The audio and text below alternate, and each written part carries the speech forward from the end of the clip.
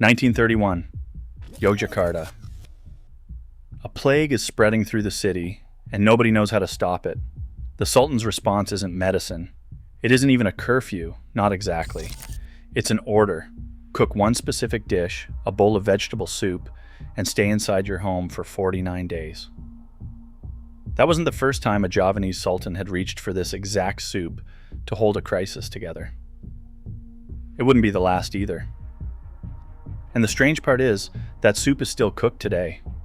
In kitchens across central Java and Yogyakarta, on completely ordinary Tuesdays, by people who have no idea they're repeating a ritual that survived a volcano and a plague, centuries apart. This is Sayur Lodeh, and it's the very first stop on this channel.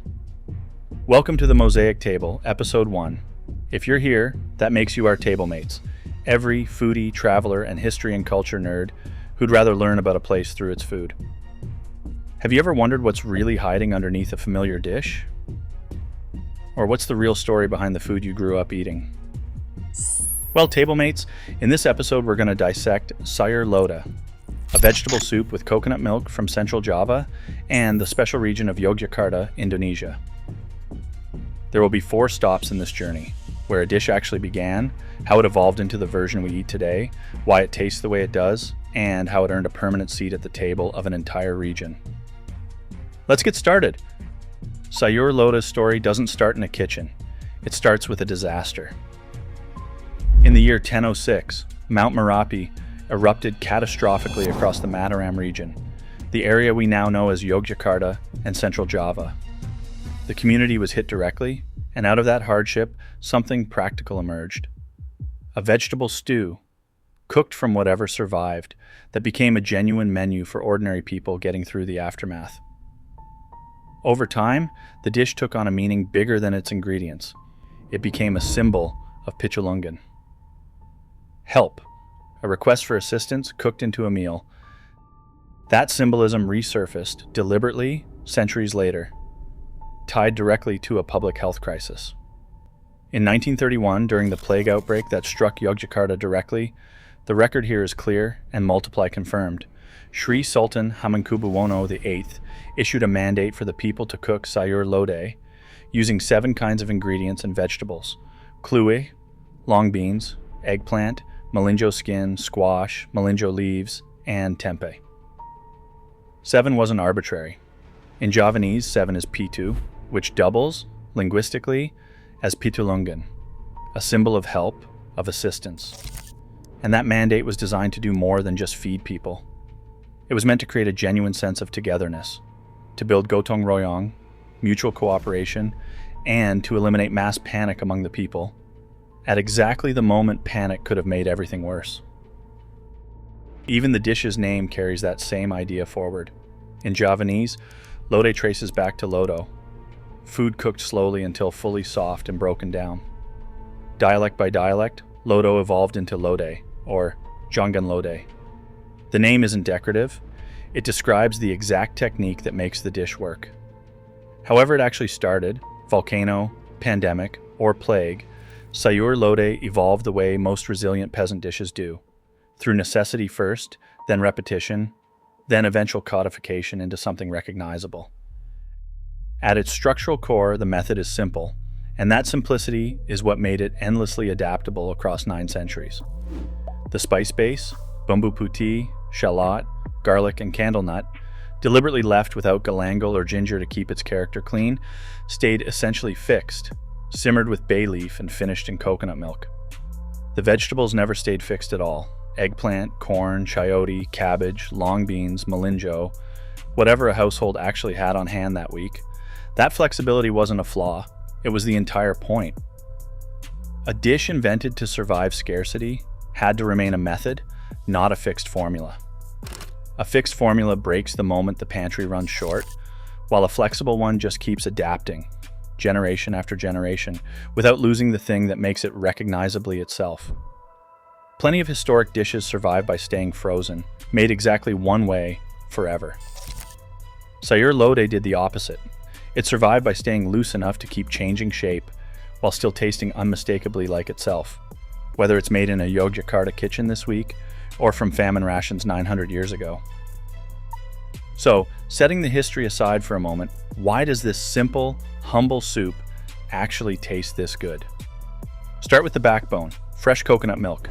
Cooks prefer it over instant santan because it carries a lighter, more natural aroma. Without tipping into enek, the heavy cloying weight instant santan can leave behind. That richness is deliberately balanced against palm sugar, so the broth never tastes flat or one note. Underneath, galangal, bay leaf, and often a touch of shrimp paste build a quiet umami layer. Easy to overlook, impossible not to notice if it's gone. Then the vegetables do the rest. Melinjo leaves and patai bring assertive bitterness. Corn and cabbage bring sweetness. Green chili brings heat. Long beans and chayote bring clean vegetal texture. Nothing in the bowl is doing the same job twice, which is why a spoonful hits savory, sweet, bitter, and warm almost simultaneously, and why it never gets boring the way a flatter coconut soup can. There's a practical reason this balance matters too.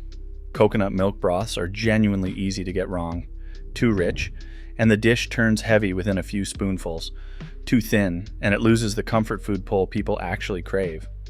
Sayur Lodeh's specific ratio is, in effect, a centuries-old solution to a cooking problem people are still solving today. Great flavor explains why a dish survives a few generations in a handful of kitchens. It doesn't explain how it becomes something an entire region builds identity around. For that, we go back to those royal mandates and recognize they weren't isolated moments. Historical records show Sayur Lodeh cooked in direct response to crises again and again, beyond that 1931 mandate. In 1876, 1892, 1946, 1948, and 1951. Each time it functioned as tolak bala, a ritual act meant to ward off calamity. That's not one legend repeating by coincidence. That's a community returning to the same solution, generation after generation, because it kept working symbolically, even when it couldn't work medically. But ritual alone doesn't explain why Sayur Lodeh shows up on ordinary tables on ordinary days. The other half is entirely practical. It's cheap, its ingredients are whatever's locally available, and it needs no special skill. That combination made it a natural fit for daily cooking across every social class, and exactly why it became a fixture of the warteg, Indonesia's humble everyday eating houses. That dual identity is the whole answer, sacred enough to be ordered by a sultan during a plague, humble enough to be served at a warteg lunch counter for less than the price of a coffee.